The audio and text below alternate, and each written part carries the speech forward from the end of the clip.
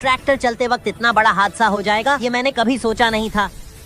राम राम भाई सारा ने। तो भाई लोग, आज का मिशन सच में बहुत खतरनाक होने वाला है। मुझे सुबह सुबह एकदम अर्जेंट कॉल आया है। अगर मैं यह काम पूरा नहीं कर पाया तो आज मुझे नौकरी से हाथ धोना पड़ेगा। क्या मैं यह वीडियो खत्म होने से पहले यह काम पूरा कर पाऊंगा? काम यह है कि मुझे अपने टोचन किंग को शहर ले जाना है। मगर तुम पहले निशु भाई का यह घर देखो जो अभी बन रहा है और दिखने में कितना शानदार लग रहा है। वैसे तो इसमें अभी फर्नीचर, टाइल्स वगैरह का बहुत काम बाकी है, पर अभी इसको छोड़ो और चलो अपने टोचन किंग को लेकर शहर चलते हैं। पर यह काम जितना आसान लग रहा है उतना है नहीं, क्योंकि अपना टोचन किंग चलने लायक बचा ही नहीं है। तुम्हें याद होगा इसकी वायरिंग जल गई थी, जिसके कारण यह कभी स्टार्ट होता था कभी नहीं। इसी को रिपेयर करने के लिए हमें इसे शहर ले जाना पड़ेगा, पर हम इसे चलाकर नहीं ले जा सकते क्योंकि इसकी हालत पहले से ही खराब है, और अगर चलाकर ले गए तो कोई और नई दिक्कत आ सकती है। इसीलिए मैं अपने दोस्त का ट्रैक्टर कल शाम को ही ले आया था। मैं तुम्हें दिखाता हूँ, जिसमें हम इसको लोड करके ले जाएंगे। तो भाई देखो, उसके पास जल्दी से चलते हैं और देख सकते हो ये अपनी खड़ी है थार, और यह रहा वो ट्रैक्टर जिसमें अपना टोचन किंग लोड होकर जाएगा। उसके पीछे एक ट्रॉली है और उसके पीछे एक रैंप लगा है। मैंने यह सब रात को ही सेट कर दिया था ताकि सुबह बस इसे लोड करके ले जाना बाकी रह जाए। तो अभी जल्दी से टोचन किंग के पास चलते हैं और उसे स्टार्ट करके देखते हैं। ऑलराइट गाइस, मैं ट्रैक्टर पर बैठ चुका हूँ। अब स्टार्ट करके देखते हैं। भाई स्टार्ट हो जा प्लीज। और ये कर दिया मैंने स्टार्ट। ओ हो। ऑलराइट गाइस, ट्रैक्टर स्टार्ट हो चुका है। अब इसको उस रैंप पर चढ़ाकर ट्रॉली के अंदर लोड करते हैं। इसका बम्पर और म्यूजिक सिस्टम सिर्फ इसलिए उतारा था क्योंकि यह ट्रैक्टर स्टार्ट नहीं हो रहा था। इसकी प्रॉब्लम ढूंढने के लिए यह सब करना पड़ा। गाइस, अभी बिल्कुल धीरे धीरे ट्रैक्टर को आगे लेकर चलते हैं ताकि यह बिना किसी डेंट के ऊपर चढ़ जाए। भाई मुझे तो लगा था स्टार्ट नहीं होगा, पर स्टार्ट हो गया, वरना धक्का दिलवाकर स्टार्ट करना पड़ता। और भाई कुछ देर बाद ट्रैक्टर ऊपर चढ़ गया एकदम परफेक्टली,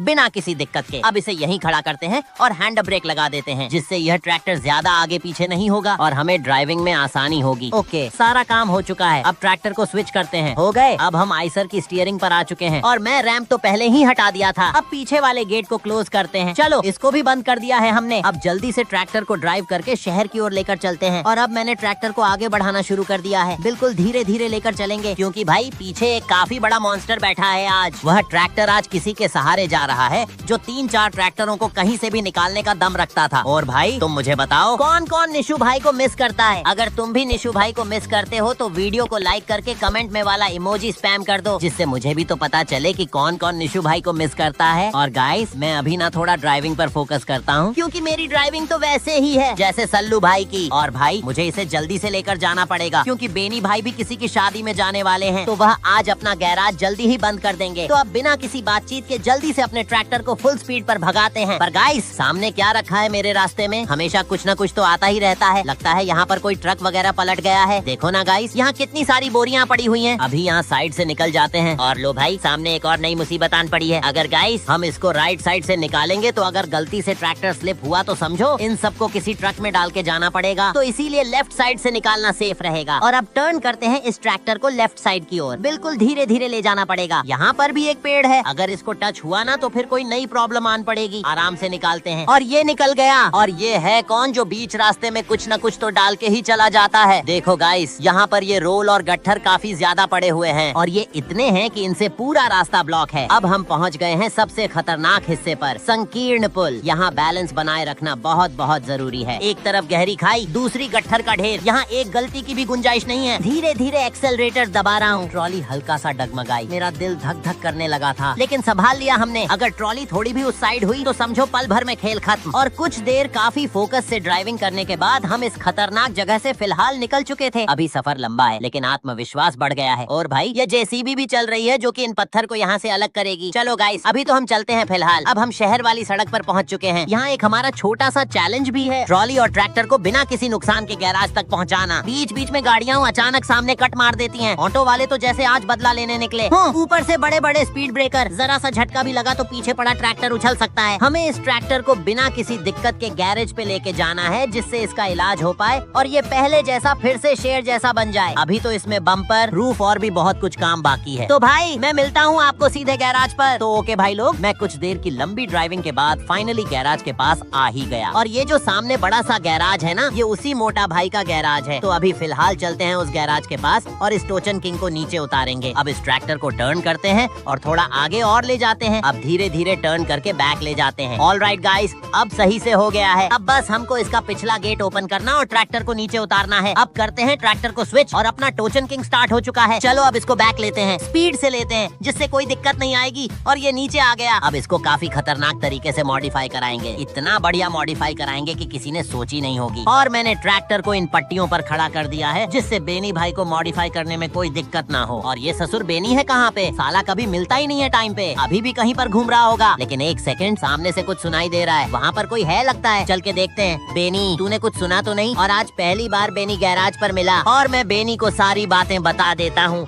जिससे वो अपने ट्रैक्टर को अच्छे से चेक करके ठीक कर दे। और इसे देखो, पूरा मतलब इन टूल्स में घुसा हुआ है। अरे मोटा भाई, अपने टोचन किंग को चेक करके मॉडिफाई कर दो। और भाई कुछ देर मोटा भाई से बात करने के बाद ये बोल रहे हैं कि बस 10 मिनट बाद वर्कर आ रहे हैं, उसके बाद हम ट्रैक्टर को मॉडिफाई करते हैं। 2 moments later.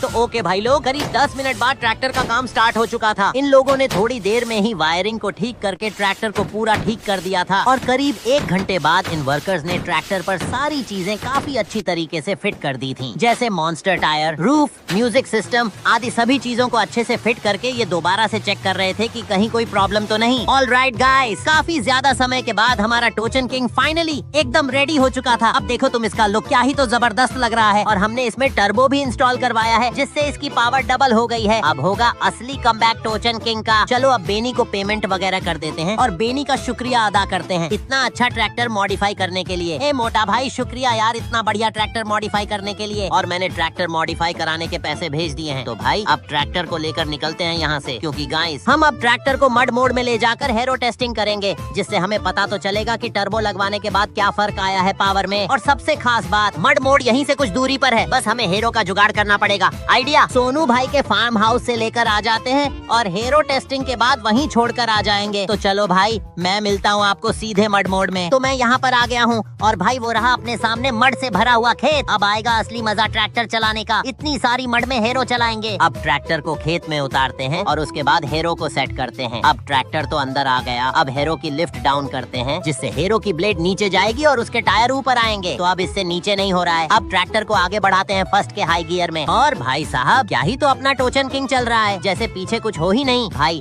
मजा आ गया ट्रैक्टर मॉडिफाई करा के। वैसे मानना पड़ेगा बेनी को, क्या ही तो तगड़ा मॉडिफाई किया है और क्या ही तो खतरनाक टर्बो डाला है इसके अंदर। अपना टोचन किंग फिर से पहले जैसा हो गया। और ये इतना स्लिप क्यों हो रहा है? लगता है ट्रैक्टर के बैक व्हील पर लोड कम पड़ रहा है, इसीलिए मैं थोड़ा सा हेरो की लिफ्ट ऊपर करता हूँ जिससे दोनों टायर पर लोड आए और ये आगे बढ़ पाए। ओ हो भाई, मजा आ गया आज हेरो पर ट्रैक्टर चलाकर। क्या ही तो स्मूथ चल रहा है बिना किसी ज्यादा दबाव के। और ट्रैक्टर आरपीएम भी नहीं तोड़ रहा है। जैसे ही एक्सीलरेट करो वैसे ही शेर की तरह दहाड़ मार के आगे चल पड़ता है। पर भाई ये कहीं से जलने की स्मेल कहाँ से आ रही है? भाई मुझे तो लग रहा है कि शायद न्यू टर्बो है ना, शायद वो हीट हो रहा है जिससे जलने जैसी स्मेल आ रही है। कोई ना गाइस, इतना तो सभी ट्रैक्टर में होता है जिनमें न्यू टर्बो फिट की जाती है। और ये सोचकर मैं ट्रैक्टर को लगातार करीब 1 घंटे से फुल आरपीएम पर चला रहा था। और जैसे जैसे टाइम बढ़ता गया वैसे वैसे जलने की स्मेल भी बढ़ती गई, पर मैं उसको इग्नोर करता गया। मैं समझ रहा था कि ये एक नॉर्मल चीज है। पर काफी ज्यादा देर ट्रैक्टर चलने के बाद मैंने सोचा क्यों ना ट्रैक्टर का बोनट ओपन करके देखूं क्या प्रॉब्लम है। और मैं ट्रैक्टर से नीचे उतरकर देखता हूँ, तभी अचानक से आग लग जाती है और ये आग बढ़ती ही जाती है। और ये देखकर आसपास के लोग आकर आग बुझाने में मेरी मदद करने लग जाते हैं, पर अफसोस वो आग नहीं बुझ पाती है।